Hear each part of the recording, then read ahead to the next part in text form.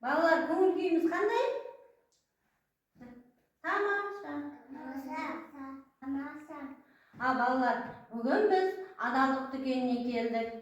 Адалдық дегеніміз бұл шындықты айту, өтірік айтпау, алдамау.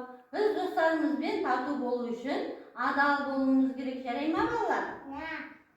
Балалар, адалдық дүкенінің бір ерекшелігі, біз дүкенде сатушыны көреміз, я?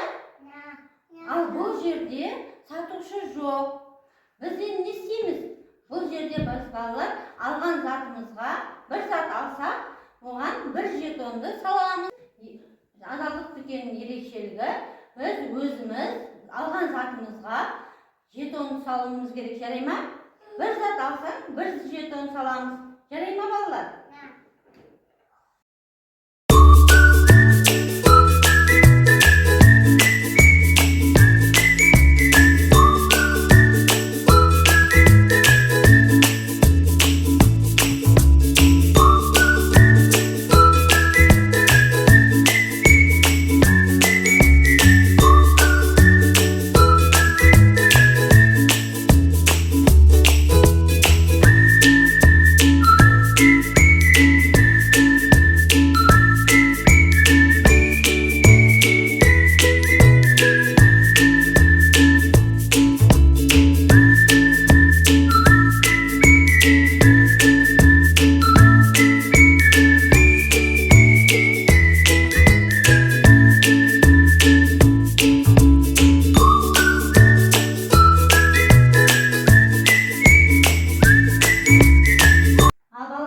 Сендер алған заттарыңа жетон төледіңдер ма?